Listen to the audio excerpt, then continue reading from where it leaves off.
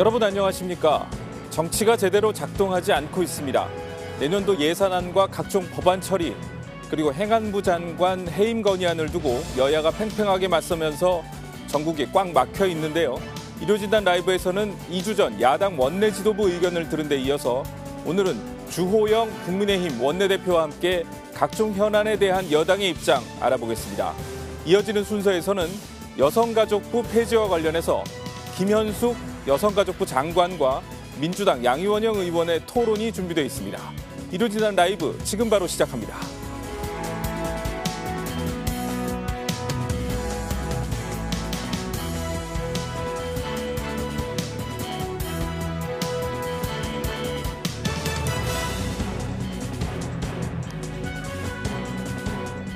네, 꽉 막힌 전국 상황 어떻게 풀어나갈지 야당 지도부에 이어서 오늘은 여당 지도부 의견 들어보겠습니다. 국민의힘 주호영 원내대표 모셨습니다. 안녕하세요. 예, 안녕하십니까. 네, 요즘 뭐 정신없이 바쁘시긴 할 텐데 예. 월드컵은 좀 보시나요? 월드컵 보고 있습니다. 예, 어떠셨어요? 어떻게 저런 기적이 일어날 수 있을까? 예, 너무 기분이 좋았고요. 최선을 다하면 무슨 일이든지 이루어진다는 그런 확신과 희망을 국민들에게 심어줘서 너무 좋습니다. 예. 다음 경기에서도 꼭 이겼으면 좋겠습니다. 네, 그랬으면 좋겠습니다. 근데 정치는 요즘 정치 보면은 꼭 골은 안 나고 이게 공방만 주고받는 축구 경기 보는 것 같아요. 일단 예산안 얘기부터 좀 여쭤보겠습니다. 일단 여야 대치 국면에서 법정 처리 시한은 넘어갔고 일단 국회의장이 8일, 9일로 지금 본회의 일정을 연기해 놓은 상태입니다. 지금 여야 협상은 어떻게 진전되고 있습니까? 이제 법정 기일을 넘겨서 국민들께 죄송하다는 말씀을 드리고요. 2014년에 소위 국회법이 개정되면서 그 이후에는 12월 2일은 못 지키더라도 정기국회인 12월 9일을 넘긴 적은 없습니다. 네. 그런데 올해는 예산 심의가 많이 진도가 늦은 데다가 여야 간의 의견 차이가 너무 커서 네. 과연 12월 9일을 지킬 수 있을까 이런 걱정이 들고요. 예. 거기에다가 민주당이 무리하게 여러 법안을 강행 처리하려고 하고 있고 네. 또 해임 건의안이라는 돌발 변수를 만들어서 예산만 해도 8, 9일에 처리가 쉽지 않을 텐데 네. 그런 변수가 섞이면 파행이 될 확률이 대단히 높습니다. 예. 근데 현재 현안은 예산안 처리, 그다음에 민주당이 주장하는 해임 건의안이나 탄핵 소추안, 네. 그다음에 민주당이 강행하려는 노란봉투법이라든지 방송법 이런 것들 세 개 분야에서 문제가 되는데요. 네. 예산은 오늘 오후 4시에 여야 정책위 의장과 예결위 간사가 모여서 더 논의를 하고 예. 내일까지 논의하고도 안 되면 원내 대표들끼리 이 정무적 결단으로 처리를 한다. 네. 이렇게 가닥을 잡고 있는데 거기에도 조금 뒤에 말씀이 있겠습니다만 간격이 크지만은 예. 해임 건의안이 지금 제출돼 있는 상태인데 네. 원래는 예산을 처리하고 국정조사를 하고 예. 국정조사 결과에 따라서 책임을 묻는다 이렇게 합의가 됐는데 예. 국정조사가 끝나기도 전에 해임 건의안이나 탄핵 소추가 발의되면 예산안도 거기에 영향을 받아서 파행이 될 확률이 높습니다. 그래서 합의안에 그 순서까지 다 명기가 돼 있나요? 순서는 예산안 처리 이후에 국정조사를 실시한다 이렇게 돼 있고 예. 해임 건의안 처리는 해임 건의안 처리 자체는 이야기 자체가 없었습니다. 없었어요? 없었는데 국정조사를 하는 이유는 진상을 밝히고 그다음에 책임을 추궁하고 재발 방지 이런 구조이기 때문에 네. 당연히 국정조사를 해야 책임을 물을 수 있다고 전제가 되어 있기 때문에 예. 순서는 그렇다고 봐야 되겠죠. 예. 이것을 들고 나오면 우리는 이제 해임 건의안이나 이 순서도 원래 국정조사 후에 해야 된다고 하지만은 12월 8, 9일에 그런 걸 들고 나오면 모두가 섞여서 파행이 될 확률이 높습니다. 아, 그렇습니까? 예. 또 야당은 또 집권 여당이 이상민 장관 한 명 지키려고 지금 국회 책무를 내팽개쳤다 이렇게 지금 비판하고 있거든요. 저희들이 이상민 장관을 뭐 지켜야 될 이유는 없습니다. 예. 대통령께서도 수사와 국정조사 이후에 엄격하게 책임을 묻겠다고 말씀을 이미 하셨고 예. 세월호 사건 같은 경우나 많은 인명이 손상된 사건에 정확하게 원인을 밝히지 않고 정쟁하다가 사실은 사건을 이상한 방향으로 끌고 가고 재발 방지 대책에 소홀했습니다. 네.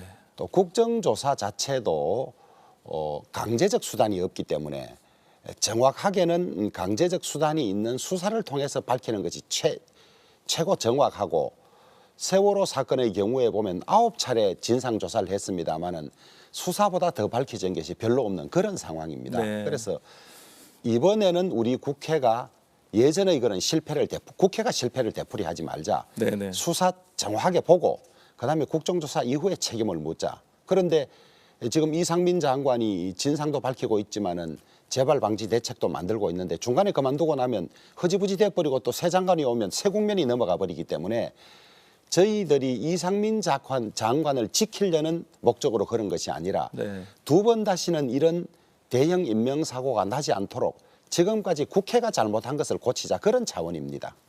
그 만약에 그러면 8, 9일 날 본회의에서 그 장관 해임 건의안을 더불어민주당과 야당이 추진을 하면 그러면은 나머지 예산안이라든지 이런 것들까지 다 파행될 가능성이 크다고 예, 보시는 이제 민주당의 전략이 해임 건의안을 먼저 내고 네. 해임 건의안은 통과되더라도 대통령께서 받아들이지 않으면 효과가 없는 것이거든요. 네. 그러니까 해임 건의안을 내고 안 되면 탄핵 소추까지 간다 이런 계획인데 예. 이제 원래는 1, 2일에 탄핵 소추를 해임 건의안을 내고 안 되면 그 뒤에 탄핵 소추를 하겠다 그랬는데 1, 2일 날 본회의가 열리지 않았지 않습니까? 그렇죠. 않아서 해임 건의안이 이제 보고가 안 됐는데 제가 민주당과의 여러 가지 회동 과정에서 파악한 것은 이제는 8, 9일을 목표로 탄핵 소추안을 내고 바로 탄핵 소추로 탄핵 간다. 소추안을 내고 해임 건의안은 취소를 하겠다. 네. 그런 입장을 가지고 있는 걸로 알고 있습니다. 예. 그러면 8, 9일 이전에 탄핵 소추안을 낼 텐데 네. 그러면 탄핵 소추안이 나온 상태에서 예산이 이 타협에 이르기는 어려울 거라고 그렇게 보고 있습니다. 아, 그렇습니까? 예. 이 예산안만 놓고 보면 지금 최대 쟁점이 뭡니까? 양쪽이 부딪히는 내용이. 이제 한두 가지가 아닌데요. 네. 크게 정리하면 정권이 바뀌어서 윤석열 정부가 일을 하려고 하는 예산들이 많습니다. 네. 그런 걸 전부 인정해주지 않고 있고요. 그다음에 대통령실 이전에 따른 이제 이전은 돌이킬 수 없는 것이 되지 않습니까? 네. 그 조치들을 전혀 해주지 않고 있습니다. 예컨대 비우고 나온 청와대도 지금 손을 봐서 국민들에게 개방해야 되는데 그 예산 전부 인정하지 못하겠다. 그다음에 용산공원 개발 사업은 노무현 대통령 때 시작해서 노무현 문재인 때 실컷 하던 것인데 네, 네. 우리 정부가 하겠다 그러니까 예산을 절반 자릅니다. 네. 이 대통령실 이전하고 나서 용산공원 정비하려고 하는 것이 아니냐 이런 문제가 있고 네, 네. 그다음에 그 ISMR이라고 소형 스마트 원전 네. 우리나라가 대단히 경쟁력을 가지고 있고 원전 못지않게 경쟁력을 가지고 있는 것인데 이재명 후보가 대선 후보 시절에도 공약에도 소형 스마트 원전을 활발히 하겠다고 했는데 네. 우리 정부가 하겠다고 하니까 예산을 자르는 겁니다. 예. 이런 것. 그다음에 그 원전 수출 지원 예산. 그다음에 규제 혁신단에 관한 예산. 그다음에 그 여러 가지 또 사업들 중에 지난 정부에서 이 문재인 정부에서 실패한 걸로 판명난 예산들이 있습니다. 임대주택 예산. 임대주택 늘리는 것이 좋지 않느냐 이렇게 생각할 수가 있는데 국민들은 임대주택보다는 임대와 분양이 연결된 주택을 좋아합니다. 예. 그래야 나의 집이 생길 수 있으니까요. 그래서 공공분양 쪽으로 가시는 그렇습니다. 거죠. 그래서 임대주택 예산을 공공분양 쪽으로 옮기는데 네. 이것도 임대주택 예산을 수조를 그냥 넣어야 된다고 주장하는 이런 것들이 많이 있고 네. 그다음에 이재명 대표가 후보 시절에 대선 공약에서 이야기했던 거나 자기가 하던 것 예를 들면 지역화폐 이것을 7,050억을 예산을 요구를 하고 있습니다. 그다음에 뭐 여러 가지 소위 자기들이 집권한 것처럼 관철하려고 하는 예산이 있고 네. 정권이 바뀌어서 이 정부가 의욕적으로 하려고 하는 걸 모두 제재를 하고 있으니까 의석수의 힘으로 네. 거기에서 갈등이 생기는 거죠. 그다음에 또 하나가 이제 말씀해주신 그 쟁점 법안들인데 예. 지금 이제 노란봉투법 예. 이게 이제 내용이 파업으로 발생한 손실에 대한 사측의 손해배상을 제한하는 내용이죠. 예. 그다음에 이제 방송법 개정안, 예. 공영방송 지배구조를 바꾸는 내용이고요. 그다음에 또 국토위에서 그 안전운임제 일몰제를 폐지하는 법안도 아마 추진하는 것 같은데 예. 이런 법안들이 야당이 이렇게 계속 밀어붙이면 여당에서는 지금 법사위에서 막는 거 말고는 특별한 방법은 없는 상황이죠 지금. 우선 이제 법안의 내용들부터 살펴보면 네. 말씀하신 대로 노란봉투법은 두 가지 내용을 크게 담고 있습니다. 하나는 불법 파업으로 생긴 손해라도 민사상 손해배상을 하지 않도록 하는 겁니다. 네. 저희들이 확인해 보니까 전 세계에서 불법 파업으로 인한 손해를 배상하지 않도록 하는 법을 가진 나라는 없습니다.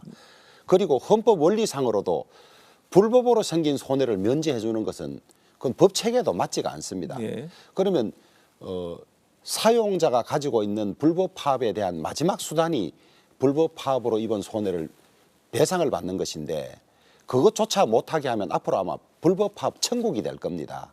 그다음에 두 번째로 불법 파업이냐 그다음에 합법적인 파업이냐 범위를 대폭 넓혀서 지금 불법 파업으로 된 것도 거의 합법 파업으로 만들어주는 이런 법이거든요. 네. 그래서 저희들은 법 체계도 맞지 않고 도저히 받아들일 수 없는 이런 상황인데 민주당이 169석의 이 숫자의 힘으로 밀어붙이고 있을 뿐만 아니라 국회 법에 안건 조정 제도라고 있습니다. 네. 여야가 의견 대립이 있는 경우는 여삼, 야삼 동수의 안건 조정위원회를 구성해서 90일간 논의를 하고 수기하도록 돼 있는 거죠. 그러고도 결론이 안 나면 다시 오도록 되어 있는데 네. 이것을 소위 자기들 당적을 가지고 있다가 무소속된 사람들 그 사람들을 전부 우리 편으로 만들어 가지고 예. 그 법은 1당이 3 나머지 당이 3을 가지도록 되어 있는데 민주당 소속으로 있다가 탈당한 무소속을 전부 나머지 2당 소속으로 넣어서 4대 2로 만들어서 1시간 만에 그걸 넘겨가고 하는 이런 짓을 되풀이하고 있습니다. 사실은. 네. 국회법을 완전히 정신을 파괴하는 거죠. 그러니까 저희들이 끝내 막을 방법은 없습니다. 국회 내에서. 국민들의 민심의 힘으로 이제 그 저지를 하는 수밖에 없고 마지막 남은 헌법적인 수단은 헌법재판, 예. 그다음에 대통령의 거부권 행사 이 두 가지가 있는데 네. 헌법재판을 통해서 위헌 소송을 받기에는 상당한 시간이 필요하고 이미 법이 시행이 돼야 됩니다. 네. 시행되다가 위헌이 나더라도 그 혼란은 이루 말할 수 없기 때문에 저희들은 노란봉투법이나 그다음에 방송법, 이 방송법은 또 지금 있는 이 지배구조를 바꾸어서 자신들에게 유리한 사람을 이 사회에 많이 들어가게 하는 그런 법을 담고 있습니다. 자신들이 집권하고 있는 5년 동안은 만들지 않다가 이제 정권이 바뀌어서 또다시 방송을 계속 장악할 의도로 만드는 법이라고 보고 있기 때문에 이런 법들은 저희들이 통과되면 일방적으로 밀어붙여서 통과되면 대통령의 헌법상 거부권 행사를 건의드릴 수밖에 없다. 네. 저는 그런 계획을 가지고 있습니다. 알겠습니다. 뭐 시청자들께 잠깐 말씀드리면 노란봉투법이라든지 이런 쟁점 법안에 대해서는 저희가 양당 정책위 의장을 모시고 토론한 내용이 있으니까 그걸 한번 참고해 주시면 좋을 것 같습니다. 자, 그리고 또 이제 여당이 추진하는 법안들도 있잖아요. 그중에 그렇습니다. 국민 관심사가 그 세법 개정안이에요. 종합부동산 예. 세법이라든지 법인세법 예. 이런 거에 관심이 많은데 이건 어떻게 좀 진전이 좀 있습니까? 세법은 대단히 내용이 복잡해서 예. 전문가가 아니면 이해하기가 쉽지 않은데요. 법인세를 낮추겠다. 네. 그다음에 그 종부세를 낮추겠다는 저희들의 대선 공약이기도 하지만은 민주당 이재명 후보도 감세를 공약했습니다. 네. 그런데 대선이 끝나고 선거에 지고 나니까 이제는 그 감세 공약이 온데간데 없이 반대를 하고 있는데요. 첫째 기재위원회 조세 소위에서 이걸 논의하고 있는데 의견이 줄어들지 않고 있는데요. 예. 법인세의 핵심은 우리는 법인세가 25%입니다. 거기에 지방세 10%를 더 부과하도록 돼 있기 때문에 27.5%거든요. 네. 대만은 법인세가 20%입니다. 우리가 결국 대만보다 7.5% 법인세가 높은데요. 지금 중국 그 우크라이나와 러시아의 전쟁 이런 걸로 촉발된 공급망 재편과 관련해서 이 대만과 우리나라의 신규 투자 수요가 대단히 많습니다. 예. 그런데 법인세가 우리보다 7.5%나 나던 대만으로 많이 가지 우리나라에 오지 않습니다. 네. 이 기회를 놓치면 큰일 나거든요. 그런데 민주당은 법인세를 낮추어 주는 것은 부자 감세다. 그렇죠. 이렇게 주장을 하는데 지금 우리나라 대기업들, 소위 재벌 기업들은 대부분 소위 최저 한세의 혜택을 봐서 네네. 18 내지 19%의 법인세밖에 부담하지 않습니다. 네네. 이 법인세를 낮추어도 대기업에 특혜를 주는 것은 없습니다. 다만 신규 투자되는 외국의 자본은 법인세가 낮은 쪽으로 가서 법인세를 낮추어서 이렇게 신규 투자를 해야 고용도 창출되고 여러 가지 면에서 이득이 있는데 그것을 민주당이 부자 감세라는 이야기만 계속 되풀이하면서 따라오지 않고 있어서 김진표 국회의장께서 어느 정도 중재안을 여러 차례 말씀을 하십니다. 네. 그런 내용으로 부자 감세도 아니면서 외국 투자들이 대만이나 다른 나라에 빼앗기지 않고 우리나라에 올 수 있는 이 법인세 인하거든요. 그런 내용이고 그다음에 종부세는 위헌 소송도 제기됐습니다마는 그야말로 종합부동산세거든요. 예. 부동산을 여러 개 가지고 있어서 소위 지대 이익을 얻는 이런 경우에 부과하는 세인데 지금 1가구 1주택자도 이 일정한 금액이 넘으면 종부세를 다 부담합니다. 그렇죠. 하고 그것이 지금 이제 통계가 나오는 걸 보니까 수도권뿐만 아니라 지방에도 많이 부과가 되고 네. 숫자가 무려 수십만 명이 더 늘어나는 이런 말하자면 이 가렴주구 가혹세다. 예, 예. 이걸 바꾸자고 하는데도 알겠습니다. 일정한 가격 이상 집을 가지고 네, 있으면 부자다. 이래서 안 하니까 참 저희들 답답하죠. 그 종부세 같은 경우는 야당에서도 좀 어느 정도 그 낮추는 거에 대해서는 의견이 좀 나오는 것 같은데. 논의가 되고 있으면서 합의에는 이르지 않고 있고요. 네. 그래서 올해는 이미 부과가 됐고 예. 내년에는 이 종부세를 인하하는 법안이 통과되지 않으면 소위 예전 이야기로 공시지가를 좀 조정해서라도 종부세 부담을 낮추려고 계획하고 있습니다. 네. 야당 상황 한번 여쭤보고 여당 내 문제로 한번 넘어가 보겠습니다.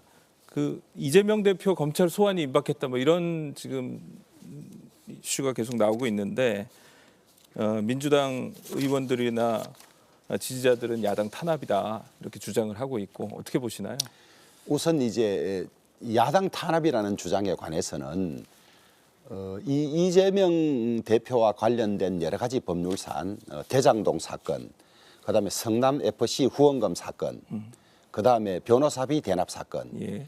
그다음에 쌍방울 등이 북한 지원하는 데 관여한 사건 이런 큰 사건들이 모두 우리 당이나 권력이 제기한 문제가 아닙니다. 예. 민주당 대선 경선 과정에서 상대 후보들이 모두 제기해서 문제된 것이거든요. 그런데 여기에 어떻게 이 정치 탄압이 있을 것이며 네. 그다음에 대장동 사건은 지금 최측근들이 대부분 구속됐지 않습니까? 정진상, 김용 정도 돼야 나의 측근이라고 했는데 그 측근들이 다 구속돼 있고 대장동 관련으로 그다음에 여러 사람이 자살했습니다.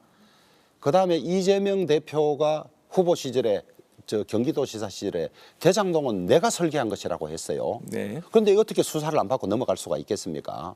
그다음에 성남 FC나 이런 것들도 다 이 객관적인 증거나 이런 것들로 본인의 관여도가 어느 정도 드러나 있기 때문에 수사를 피할 수는 없는 것이다. 이걸 가지고 야당 탄압이라고 하면 국민들이 다 저는 판단할 것이라고 그렇게 보고 있고요. 알겠습니다. 자, 국민의힘 당내 현안으로 한번 넘어가 예. 보겠습니다. 그 대통령 만나셨잖아요. 지금 2차례 만났다고 그 이제 얘기가 나왔는데. 우리 당 지도부가 초청되었을 때는 다 공개된 일정이었고요. 예. 저는 비공개된 일정을 확인해 드리지 않는 것을 원칙으로 삼고 네. 있습니다. 그리고 설사 대통령을 만났다고 하더라도 미주알 고주알 국가 최고 지도자이고 그 동정이나 이런 것 자체도 어느 정도 보완이 필요한 상황이기 때문에 네. 저는 만나도 안 만나도 만났다 안 만났다를 확인해 드리지 않는 그런 입장에 있습니다. 알겠습니다. 다만 소통은 아무 장애 없이 여러 채널로 하고 있고 주요 국정 현안들을 공유하고 있다는 말씀은 드릴 수가 네. 있겠습니다. 그래도 또 국민들 입장에서는 대통령께서 민감한 정치 이슈에 대해서 어떤 의견을 갖고 있는지 관심이 있을 수밖에 없잖아요. 예. 예를 들어서 아까 말씀하신 뭐 거부권 문제라든지 쟁점 법안에 대해서 그런 부분들은 거기서 논의가 하신 거죠? 아니 주요 법안들에 관해서는 네. 이런 법안들이다. 네. 이것이 기존 법과는 어떻게 충돌을 하고 그다음에 우리 당의 입장은 어떤 것이다. 이런 네. 것들은 늘 협의를 하죠. 협의를 하고 예. 예를 들면 뭐 화물연대 파업 같은 경우에 예. 어떤 뭐 좀 당에서 중재안을 낸다든지 아니면 이제 화물연대 파업의 경우에는 화물연대 자체를 관할하는 상임위원회는 국토교통위원회이고 네. 그것이 노사관계라면 환경노동위원회인데 우리 당 양위원회에서 여러 가지 이 파업을 막기 위한 노력도 하고 그다음에 이 상황도 알아보고 있습니다만은 네. 저희들이 중재한다는 것이 결국 정부 측의 양보를 받고 화물연대 측의 의견을 들어주는 일인데 네. 저희들은 그런 노력을 하는 것이 이 시기에는 적절하지 않다고 보고 있습니다. 예. 왜냐하면 소위 안전운임제를 만들어서 3년 시행을 했는데 네. 만들 때도 이 제도의 효과라든지 이런 것에 관해서 의문이 있었기 때문에 3년 해보고 성과를 판단해서 연장할 것인지 말 것인지를 논의하자 이렇게 됐습니다. 그런데 안전운임제를 시행해 본 결과 그렇게 안전에 도움이 되는 것도 아니고 심지어 민노총 회비 납부조차도 안전운임에 포함해서 내고 있다. 그래서 고민을 하고 있어서 원래 올 연말에 되면 없어지게 돼 있었죠. 그러나 여러 가지 사정을 감안해서 다시 3년 더 연장하겠다는 안을 저희들은 가지고 있었습니다. 네. 그런데 화물연대나 민노총은 3년 연장만으로는 되지 않고 계속하도록 하자. 그다음에 민주당의 법도 그것이죠. 그다음에 이 범위도 훨씬 더 넓혀서 3+3이라고도 이야기합니다마는 이 해당 대상도 훨씬 더 넓히자는 것인데 기본 원칙이 운임을 정하는 기본 원칙은 수요와 공급의 원칙에 따라서 좌우되는데 왜 화물 운임만 일정 수를 계속 보장해 줘야 되느냐 뭐 형평성의 문제 이런 것이 많아서 네네.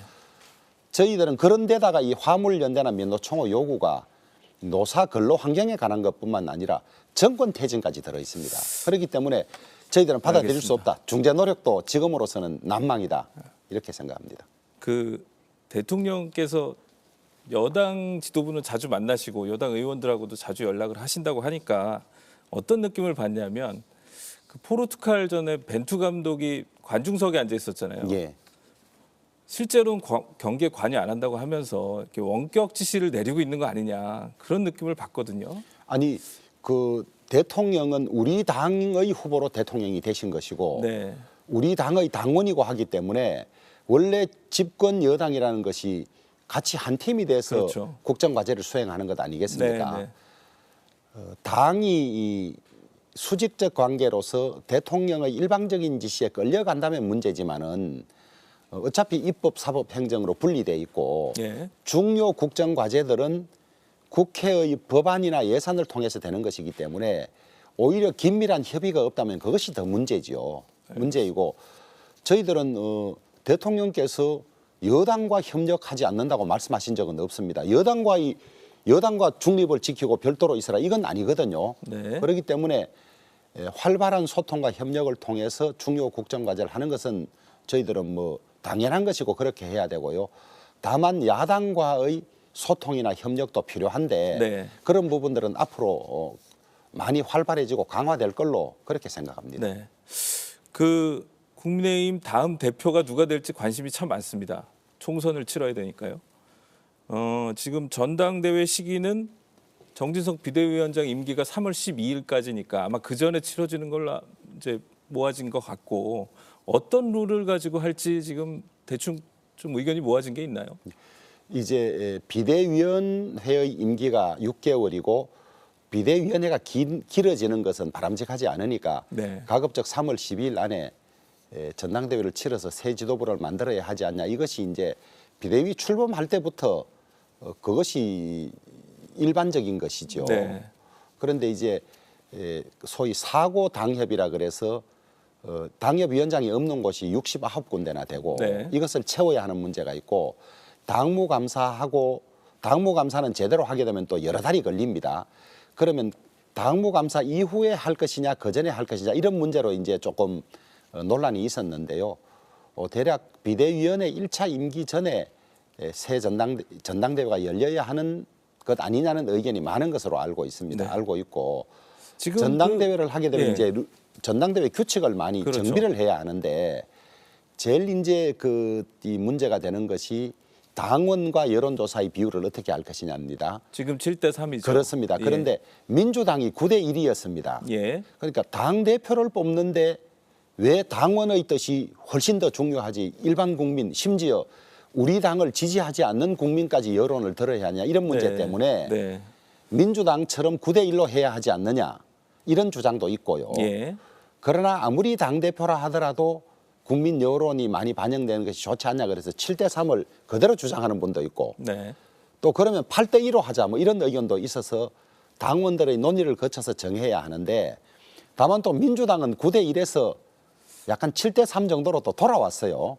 그래서 정답은 없는 것이고 다만 전당대회 전에 이 문제를 당원들의 다수 뜻이 무엇인지를 확인하고 정리할 필요가 있고 그다음에 이제 역선택 문제라고 있습니다. 네. 여론조사를 하면서 민주당 지지자라고 하는 사람들까지에게도 의견을 물어야 하느냐 이런 문제가 있는데 지금까지는 민주당 지지자라고 하면 여론조사에서 배제하는 쪽으로 운영은 해왔습니다마는 그것이 당헌 당규에 없으니까 선관위에서 늘 시비거리가 됐습니다. 그래서 이번에는 당헌 당규에 아예 못을 박을 것이냐 말 것이냐 이런 문제들이 정리돼야 할 것 같습니다. 그 대표님이 대구에서 현재 거론되는 당대표 후보들이 성에 차지 않는다 그런 말씀하셔서 그 화제가 된 것 같은데. 정확하게 안전해졌고요. 네. 우리 당원들께서 총선 승리 저분이 당대표면 총선 승리하겠다는 확신을 안 가지고 있는 당원이 많다. 그래서 네. 제가 후보를 평가한 것은 없습니다. 알겠습니다. 예. 자 마지막으로 지금 여야 3+3 정책협의회가 가동이 됐는데 예. 뭐 다른 거는 뭐 대충 정리가 되는 것 같은데 지금 여성가족부 폐지 관련해서는 여야 입장이 대립하는 것 같아요. 예, 첨예하게 대립하고 이 있습니다. 부분에 대해서 좀 당의 입장은 그 어떻습니까? 우리 당은 대선 공약이 여성가족부 폐지였는데요. 네. 여성가족부 폐지를 한다고 그래서 지금 여성가족부가 하는 일을 정부가 하지 않겠다는 건 아닙니다. 네. 오히려 지금 여성가족부가 일하는 방식에 문제가 많으니 그 일들을 제대로 하도록 기능을 옮기겠다는 취지인데요. 그런데 여성 운동하는 분들을 중심으로 혹은 민주당을 중심으로는 이 여성가족부 없애는 것을 아주 반대하고 있습니다. 그런데 현실적으로 민주당이 169석으로 반대하면 이 정부조직법 개정안이 되질 않거든요. 그래서 저희들은 공약이어서 쉽게 포기하기도 어렵고 또 민주당의 절벽에 막혀서 이걸 계속 시간을 끌다 보면 나머지 국가보훈처를 국가보훈부로 만드는 일이라든지 그다음에 그 해외 동포청 만드는 일이 늦어져서 사실 고심 중에 있고 이 3+3에서 이 문제를 좀 논의해서 여성가족부의 기능은 훨씬 더 잘하도록 하되 지금까지 여성가족부가 가지고 있던 문제점들은 없애는 안을 어떻게 도출할 수 있으면 제일 좋겠습니다. 알겠습니다. 오늘 말씀 여기까지 듣겠습니다. 예. 일요일 아침 나와주셔서 고맙습니다. 예, 감사합니다. 네.